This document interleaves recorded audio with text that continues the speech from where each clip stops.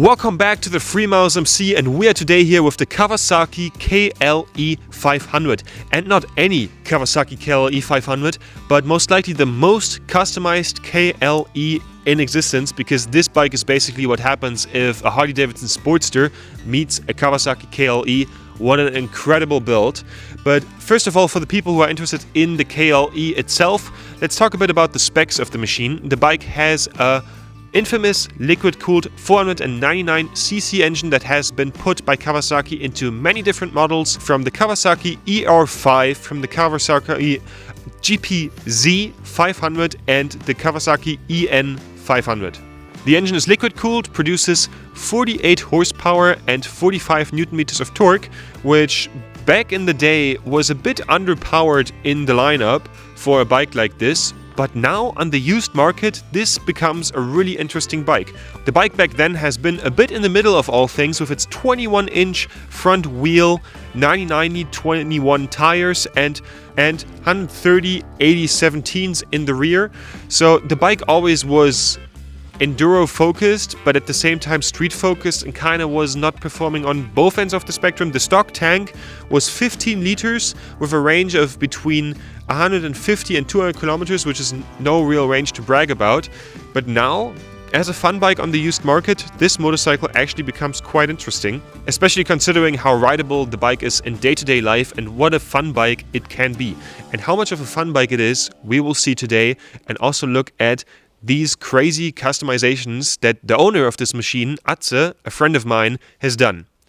Welcome, Atze, personal friend and old co-worker of mine. Oh, yeah, thanks. It's a pleasure to be able to review your motorcycle. So, how did you end up owning this beautiful machine? But I buy this bike from a friend from here.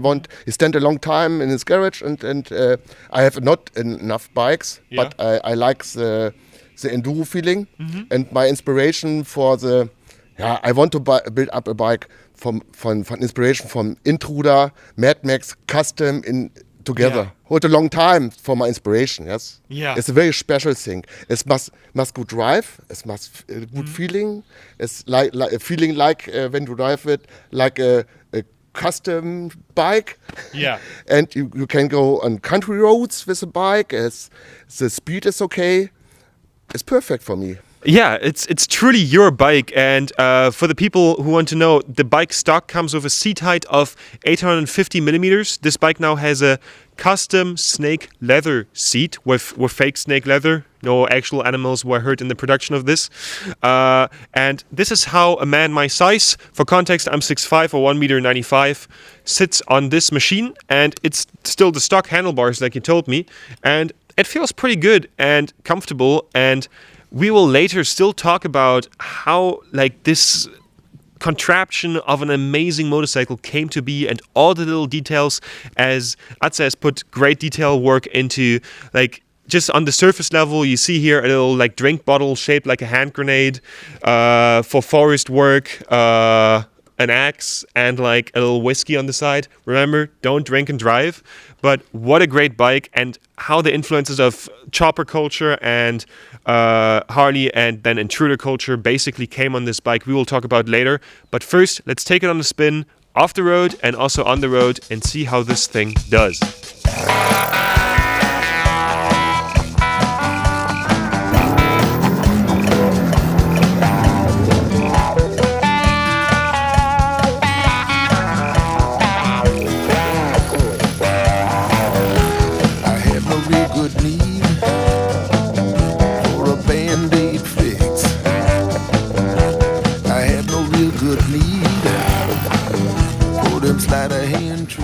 We're here in Atze's garden, and yeah, that's enough for testing, because he has this little track built here himself. Whoopala, whoopala. Next to his fence. Oh. No, we're now actually trapped in here, and we're actually now going to have some practical use for Atze's little bike. Actually this is not scripted, this is just a coincidence of this now actually being needed. Okay.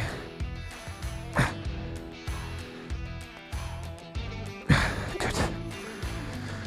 Okay. So the little optics are actually functional. So let's put this thing back in here. So let's get going again. Atze has built here this special start button, which is super cool. And now the thing goes. Let's go.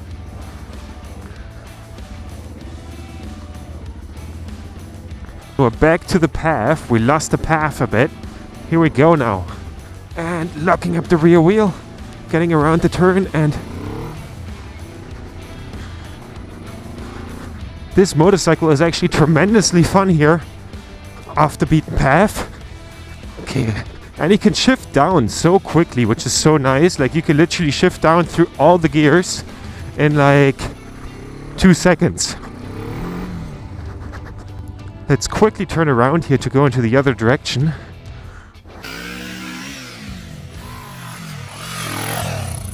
So the bike has 220 millimeters of suspension travel in the front and 200 in the rear, which makes the bike look a bit odd. On this model, the front forks are a bit more shoved through their holding, results in the same amount of suspension travel, just like a more flatter bike basically.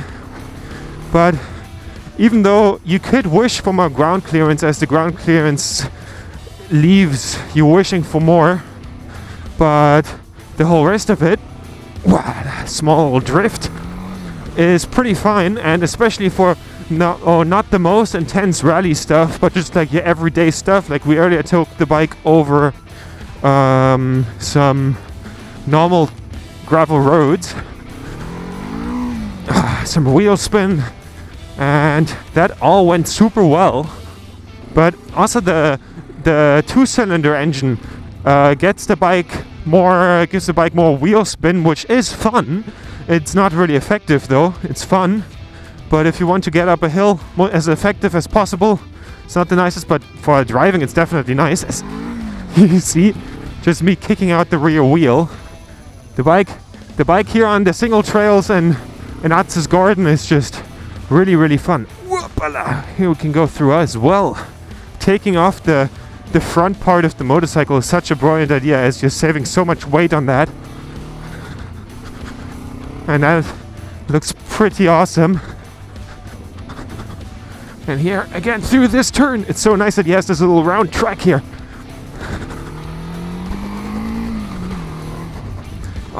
Full brake. Hoopala, hoopala, hoopala, hoopala.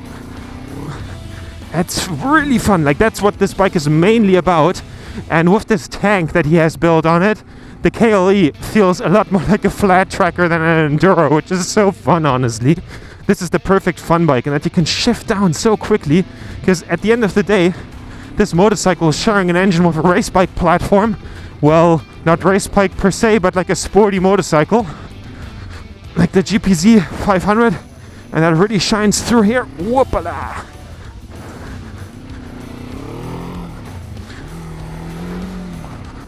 Yeah, and 3 gears down. Whoopsala.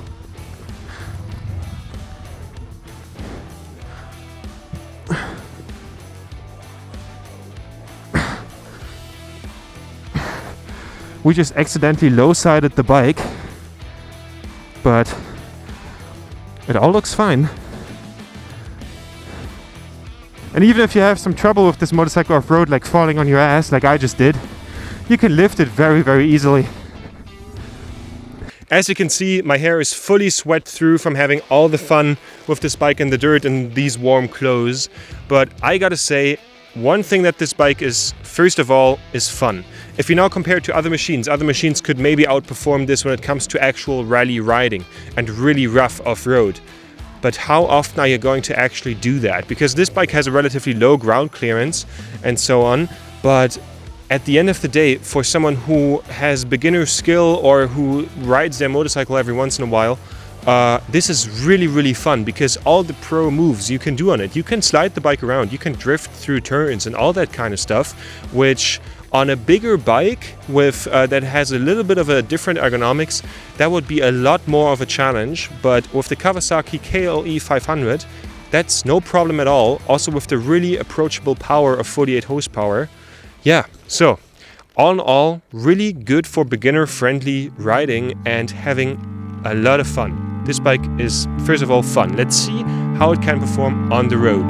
Give me a black motorcycle, give me playback on a vinyl and some cheap aviators from 65. Give me snakeskin boots, skull swaying like a noose, and I'll be clinging to the back of this Indian bike.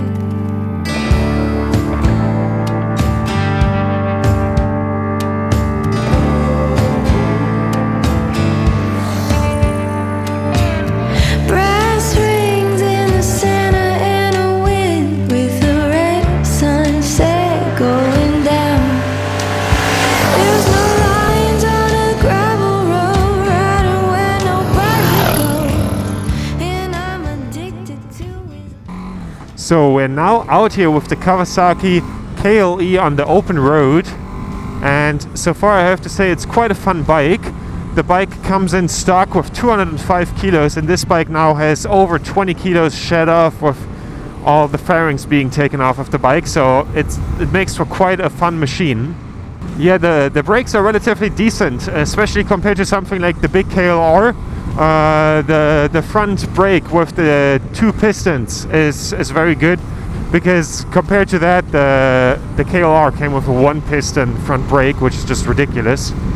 And here in the turns, the suspension does fine. It's not super overly amazing, but like for a bike from the used market, definitely fun enough. Like, and if you look at what you pay for a motorcycle like this, like on the used market, those things are cheap, and adventure bikes tend to get more and more expensive on the used market. And this thing, it's doing its job pretty fine. Also, the acceleration here, as you see, is really nice. The bike goes from 0 to 60 in 5.8 seconds. Most likely this one now does quicker as it has less weight. But when the bike first came out, people were complaining that it doesn't have enough power, and with 48 horsepower, yes, you know, compared to other bikes, that is the case. But like on the used market, it's totally fine, because at the end of the day, yes, in 5.8 seconds to 100 is relatively slow in a motorcycle world, but compared to anything else, that's still faster than a Maserati Quattroporte, so I can live with that. And here, yeah, this is fun. It's actually really nice. I dig this. It's fun, and the word fun is basically used relatively often when talking about how this bike rides, because that's basically its main focus when riding on the road.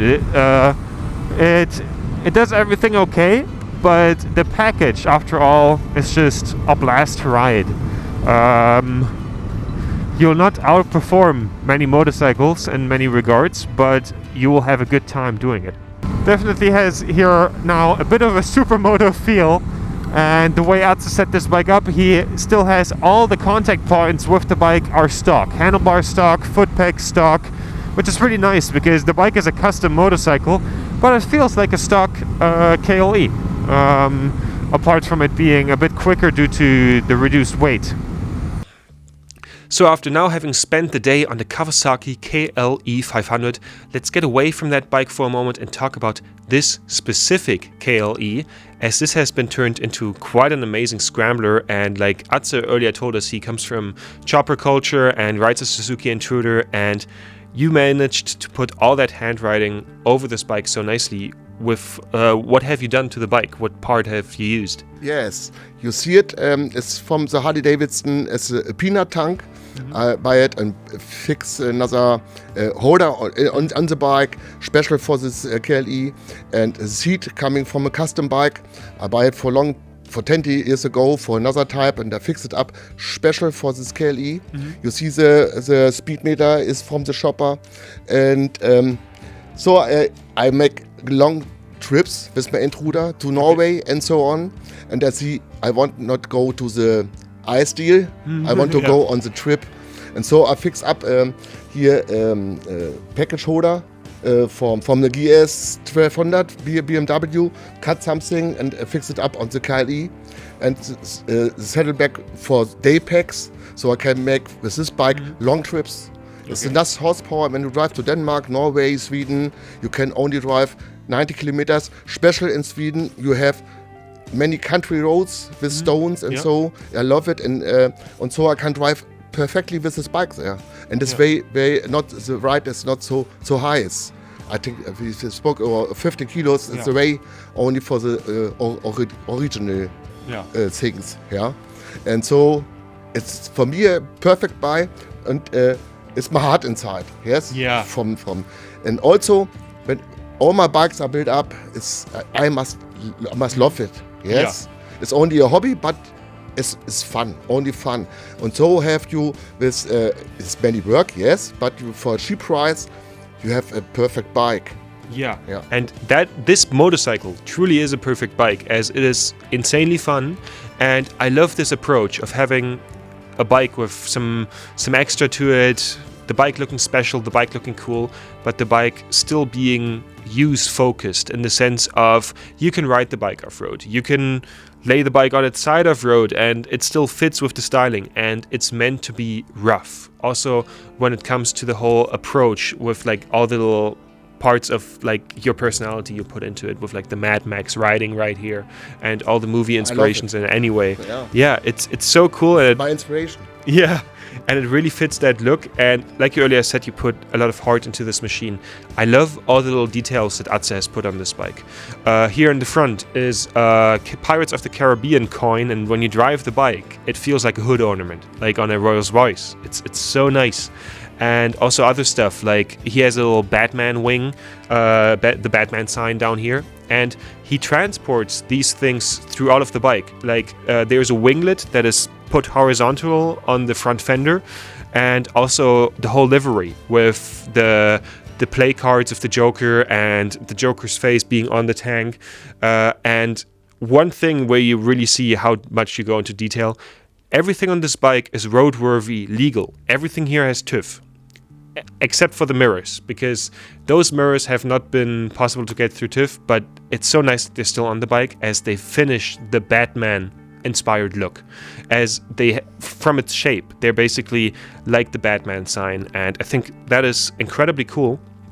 And you also built this on a budget. How much did you actually pay for the motorcycle when first purchasing it, and how much money have you put into the bike? I buy this bike from my friend for 400 euro and put all the plastics, the bad plastic things away. Yeah. This, I think, and so this was not my style, the original, but the engine also, but don't.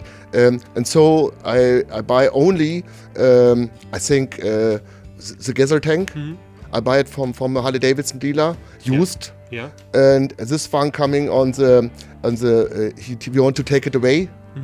Yeah, from the scrapyard. Yeah. Yes. And this one was my over 15 years. For the cooling system, this part, I think, when they is ready only for the parts, is 200 euro. Oh, okay. Yeah. Only all the parts for 200 bucks. Yeah.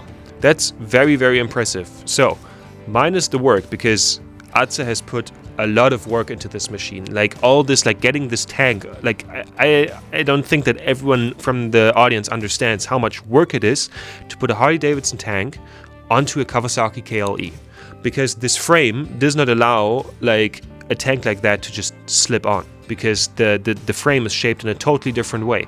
So he has constructed this construction underneath here, which most likely no one can really replicate, to put this special tank on here. So he managed to get all of this together for 600 bucks, 400 part purchasing price and 200 in parts. But the amount of work and attention to detail and many long nights that most likely have went into this is insane. Yes. Yeah. Inspirations. You must have. Sometimes I build up a fender, a tail. I build up and build something from other types for motorcycle on site. I coming in the morning in my garage, look at this, oh, what's this fucking shit? Yeah. Yes? And so I built it new. Yeah. But that's not my style. And it's the same like this. This is a fender from, you can buy it on Amazon for shopper, yes? Yeah. And I mix it up, the same like this ones. It's maybe it's fun. You have, I cannot say, you have the Chinese. Yeah. And they build up parts cheap now. Yeah. but some is bad quality, but is very good quality. And you must look what you buy from the Chinese. Yeah. Yes, and you must cook. You can, and that's good to have it. Yeah. No, it's not more so expensive. Sometimes you buy something for much high price, and it was shit. Yeah. Yeah, and so you say, what, for this money? And so it's cheaper. Yeah. Yes. And one thing, as you just mentioned, Chinese parts. Atze has a really cool trick for getting cheap parts, because we in Germany here have the TÜV. The TÜV is super, super strict. And for example, if you look at the front light of this motorcycle, the rear part of the light is a Chinese light part from like somewhere ordered Amazon or something. But the main component in the light that is important, because that's the stuff that legally matters when getting this bike insured, is from another motorcycle, so with a E number that is very important in the European Union. So he basically combines new Chinese parts with used motorcycle parts, basically making super budget builds. This is really, really impressive, I have to say. And yeah, so much personality and little details went into this machine, and definitely thanks for letting me ride this bike. Thanks for you tested. yeah, and definitely from all of you, huge respect to Atze for building this machine, and also for putting this great effort in with the English and just being like, yeah, I'm getting out here and presenting this motorcycle to you. So huge respect to him in the comments. And let's talk again what my general opinion on the Kawasaki KLE is. So before getting back to the Kawasaki KLE itself, I want to give Atze a shout out, because Atze is actually making many of these motorcycles in his private time, as it is his hobby. And we're old work colleagues, and after the company we worked for kind of fell apart, I've started doing YouTube, tried to pull off the YouTube thing, and he tries to pull off this. And he has these ones on eBay and is selling them for a good price, so definitely check it out. I will leave you guys the links down in the description. There are loads of cool Mad Max inspired motorcycles, like a very cool Yamaha FJ 1200 with like the Australian Police Interceptor colors and all that stuff. Yeah, but let's get back to the Kawasaki KLE. The Kawasaki KLE itself is such a fun bike. When the bike first came out, it was basically lacking in all departments compared to the competition. But now, almost 30 years later, basically 30 years later, it makes for quite the solid model for someone who's just looking for a bike to get around town, have a good time. And this bike is so kind of like compact and small. Small is not meant in a bad way. Small is meant in a positive way, as it is just like really practical to hop around town on, as the stock motorcycle also does not have that much of range with its 150 to 200 kilometers of range out of one tank. But overall, especially on like loose grounds and on a field and off-road and driving through the occasional park, this thing is incredibly fun, as it is very, very approachable for everyone from every skill level. If you don't have the greatest skill while riding, because you're just an average dude and not Paul Terrace with his Yamaha Tenere 700, this is a really, really nice bike, because it lets you pull all the moves that some of the famous people are pulling, like drifting around a turn, really breaking into a turn with the wheel locking and then getting going again. And the feeling of that, it now looks on camera however it looks. You always have the GoPro effect of stuff looking a bit like less intense on camera, but the way it feels, that's important. And it feels incredible. It feels incredible to ride. It's so fun. It's very addicting. It's like, it feels a lot like a BMX bike when you were a kid. It's really, really cool. I like it in that regard. And also the road performance is pretty fun, I have to say. It's a fun little bike. Those ones go on the used market for 800 to 2,000 bucks. If you have one that has a carburetor problem, you can get them for cheaper, like 400 bucks and so on. So that's really, really cool. And also, as you see, it can be a very nice base for a scrambler. And one more thing about the price that Atze earlier said, with that he built this whole bike, including purchasing price, for 600 bucks. That of course includes selling the parts that he took off the bike to kind of then make the amount of money spent on it a bit smaller. So all in all, out of pocket, this thing has cost him 600 bucks, how it's standing here. That's pretty impressive, and it's pretty cool that stuff like this can be done. And definitely like and subscribe. And if you have a motorcycle that you would like me to review, definitely feel free to write me an email. See you guys in the next one.